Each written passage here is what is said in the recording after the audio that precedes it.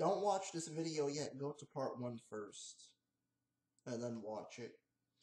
Yeah, anyways, this is Derrick, and this is part 2 of reviewing DLY. Alright, so let's get into it. Another thing that I wanted to talk about before I continue was, unfortunately, why he goes to Mar was because he was summoned there, and the only reason why he was summoned there is because of something later what happens into the story, and it's told through a flashback, basically. And that's when it goes into volume 2. It's still on volume 1. So what happens is, of course, just random stuff happens. Just popping into more vicious people, popping into more serious scenarios, and many upon other things. Of course, that the series is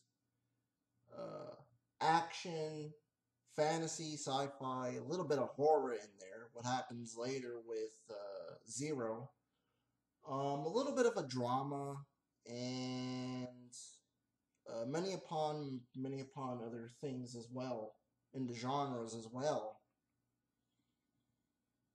And what happens is, of course, after the Def Jam tournament, this is a couple of days later, of course, that Derrick, Dorothy, and Peter's on the beach. They're relaxing, and what happens is Derrick Yasha's dad comes into the picture, and of course, he's a shark. Because in this alternate universe, when a person dies and they get sent somewhere else, either they turn into something else, or they're still a human being, or they're something, or they're a mixture of two, basically. So yeah. And for some odd reason, they get summoned to Quahog, which is kind of weird if you ask me. Yeah, as the series wasn't dark enough, and then it gets silly, and then funny, and then serious in some parts. Funny again, serious, sad, and many upon other things as well. I sound like a broken record here, but let me continue off. Alright, so anyways, Derrick Yasha meets Zero at the Def Jam tournament. Of course, defeating a couple of opponents and rivals. Of course, that Zero wants to kill Derrick Yasha right then and there. But of course, they are fighting for like 20 or 30 minutes at the most. And what happens is, of course, Derrick just beats the shit out of Zero. Tears off his head. You think that Zero's dead, but I'll tell you what happens later. Anyways, after that, of course, he goes after that mobster that kidnapped Dorothy. This is earlier in that story, the Def Jam tournament thing. Unfortunately, they kidnapped Dorothy. They want to keep her for ransom and for money.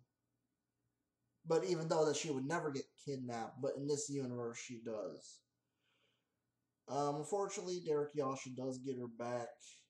And of course the bartender tells him you need to go to the Def Jam tournament. And of course Peter is training Derrick for like 3 or 4 days. Taking him to like a training gym to basically to get him what is the word I'm looking for? To get him a little bit built and ready for the fight, man. Shit. So then after you think that he kills Zero, he fights D-Mob, of course, and he wins that fight, and he wins prize money and a trophy and all that good jazz. But getting back to it, I know I'm going back and forth. Fortunately, he fights with his dad, and um, he kills him. And him and Dorothy was friends for a long time because he did at the time he didn't want to be in a relationship. I mean, he was 17 years old, and this is like a year ago. And in Volume 2, this is supposed to take place a year after. Of course, what happens in that year? They start falling in love, and then they get married. And then, of course, what happens after that? Peter and Derrick go to the bar, the Drunken Clam, and basically they're hanging out, whatever. Um, Most of the stuff you heard, and I talk about DLY, so I'm not going to mention the other stuff, but I'm just going to skip ahead. What happens is, unfortunately, you get a funny flashback of Dorothy going to the store to try to find some clothes, whatever, and she comes across this weird cashier, and she's like, you know what, I'll be back, whatever. It's a really funny scene. I just don't want to explain it right now because I forgot what happens in that scene, but I'm gonna try to remember. I think the cashier was asking her something, and then she said something, but it was really funny though. And then, of course, you get a flashback with Derek Yasha, or like one of the funny clips from Family Guy. Like where they say, "Oh, it's like that time that this happened," or "It's like that time that that happened." Yeah, it's hilarious. It adds that in there. Oh, it's like that time that I had to fight this weird sort of vegetable man thing. What the hell is he?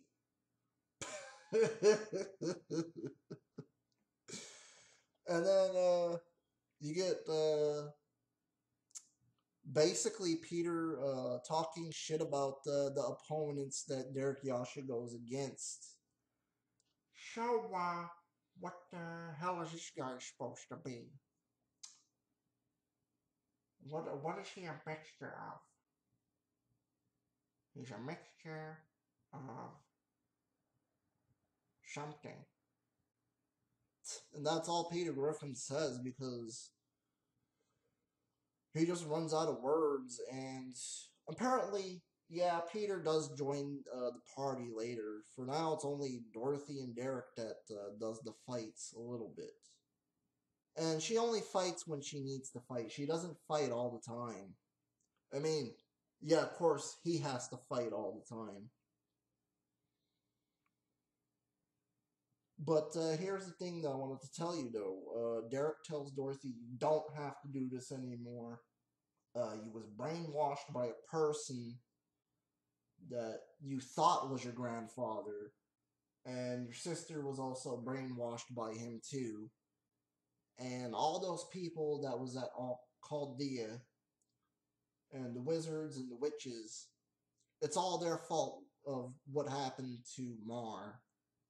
And you should not put it on yourself, and they were using you as a pawn as well, Dorothy.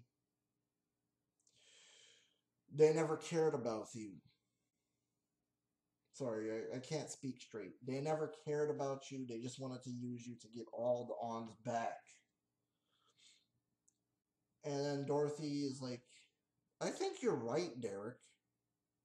I think I was used. I think I was a pawn in this, what they so call uh, collecting all the arms back. And I don't get anything for it. And of course, she understands, and because he makes her understand. I mean, he tells her, look, they hypnotized you to go and track down all the arms, which started this whole thing of you um, just have to getting rid of all of these chess pieces, and that should have not been your job to begin with. You should have just been left alone and ran away from Chaldea. And then Dorothy just agrees with him more on that. And she's like, you're absolutely right. And he gives her the speech, you can't fight anymore, and because you don't need to, you already done what you needed to, but she's like, no, I became a hero, I'm a hero now. And then what happens is, of course, it brings Peter in, and Peter is just talking about many upon other things that happen with the chicken and the knight, and many upon other opponents that he had to face. I mean, think about it. At one time, he had to fight Joe.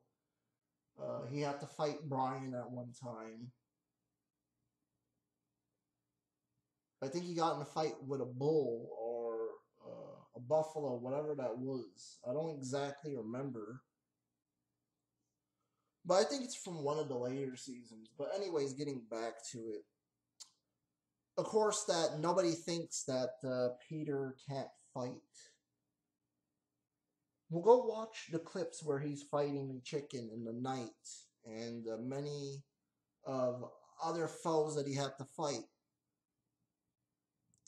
So yeah, he's like a third party member of DLY.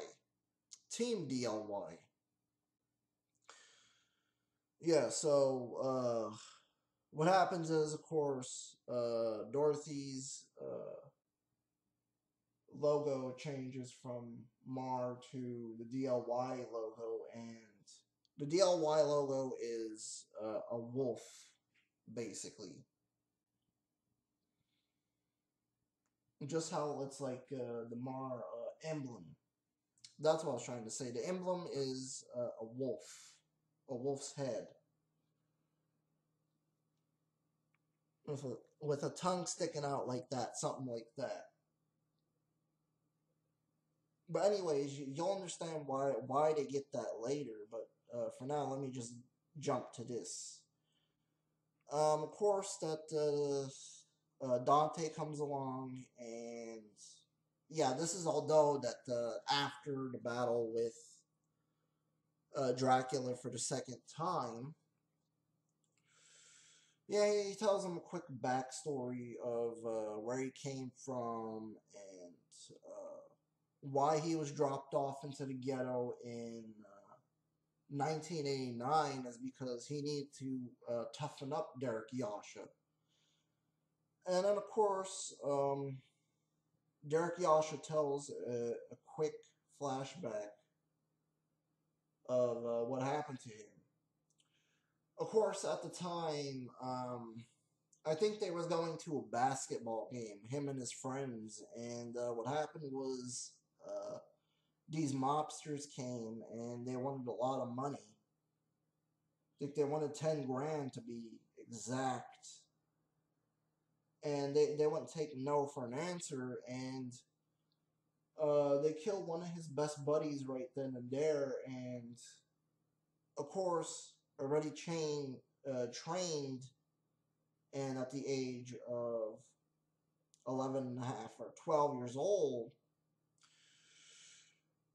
well, he's already carrying two pistols on him, a sword, and a lot of weapons as well. I mean, that incident where his family got killed right there and then, right in front of him, and then his dad trying to kill him, of course, put him into a very serious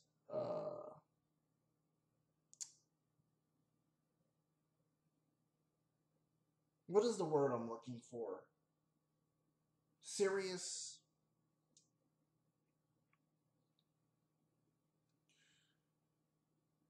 person when it comes down to that. I mean, this guy doesn't take no shit.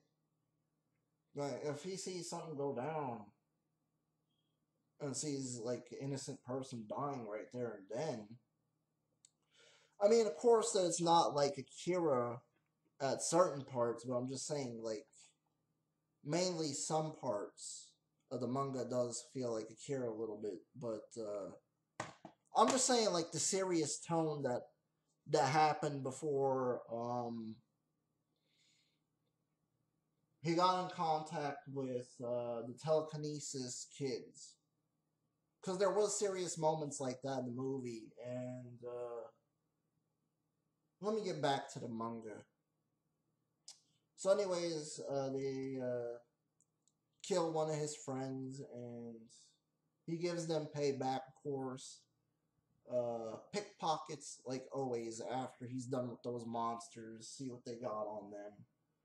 Whatever. And then, fortunately, cuts back. Of course, Dorothy is crying because he never got to have a childhood or a kidhood or a teenhood because he was always serious all the time. And here's the thing, though.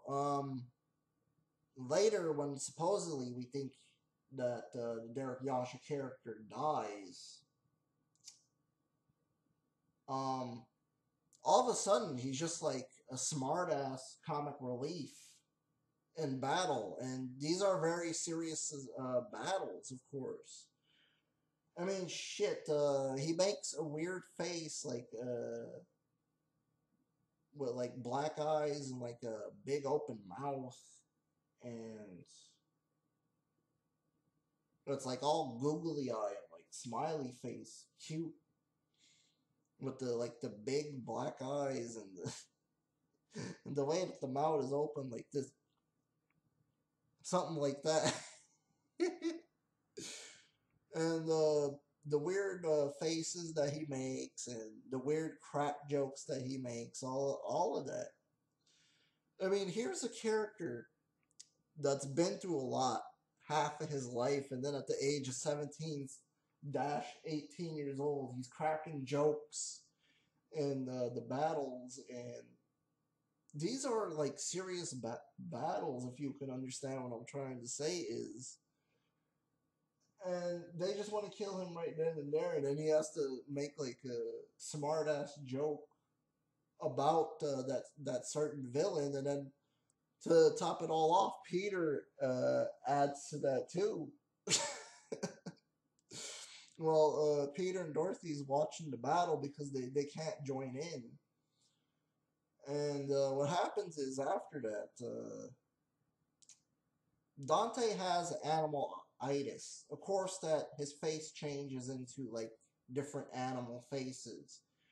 And he has to keep the hockey mask on in order for his face not to change into different animal faces. Like, I'll just put this in terms.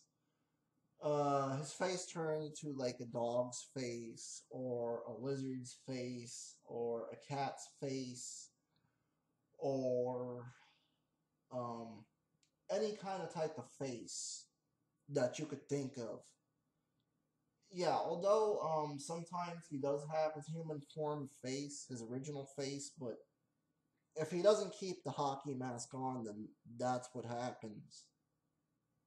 Yeah, he's got dreadlocks, of course, and he's with it, man. Derrick Yasha's uncle's with it. Even though that he's over 1,000 and something years old. Yeah, and in this alternate time, the year 2007 or 8, of course, Derrick and Dorothy are over 1,000 years old as well, but they look like they're like in their 20s, basically, and Dante looks like he's like in his 30s or 40s, maybe like 35 at the most. Um, Let me see what else happens. It's been so long since I ever read the manga, but I think Meg gets kidnapped by a bunch of people, and then Peter has to try to get her back. Of course, Peter doesn't take no shit.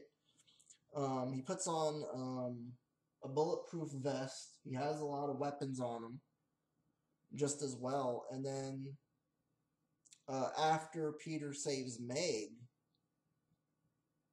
yeah, he joins the team. He joins DLY. And then, of course, another twist is that Dante tells Derrick that Zero is his brother, and that Zero was originally, his name was originally Zack, and the only reason why his name was changed into Zero is because he didn't amount to nothing when he drank the potion, and he didn't want to be a knight anymore. Although his dad, the king, wanted him to be a knight, and the queen, his mom, wanted him to be a knight. Or a king, my mistake, not a king. No, wait a minute, not a knight, a king. Where's my head? They wanted him to be a king, but he was like, no, I want to still stay a knight.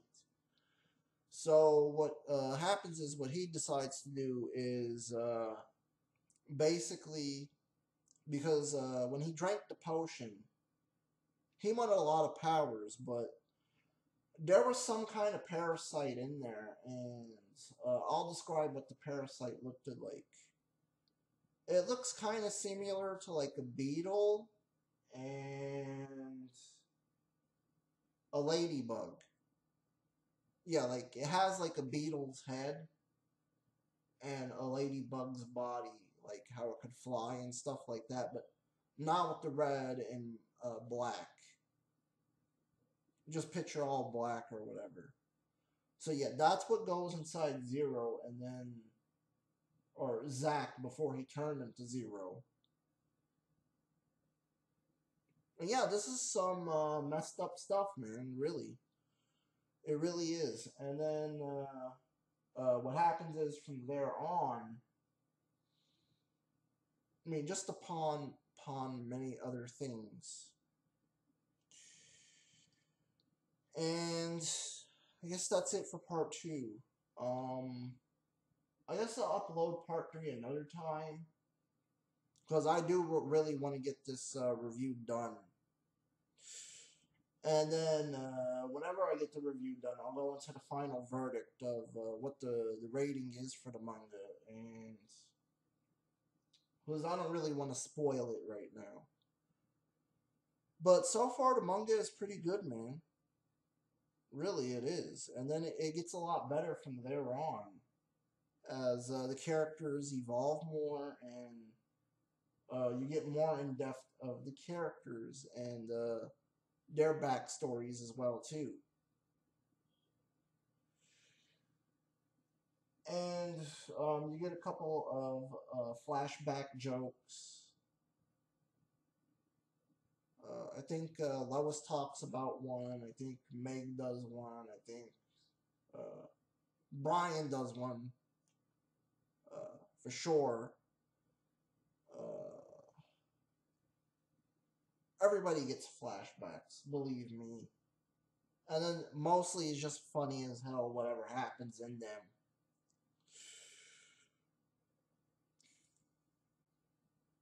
Yeah. So, let me see. I guess I could talk about one more thing, and then that's it after that. I might upload the rest tomorrow night, or tomorrow or Saturday, or something like that.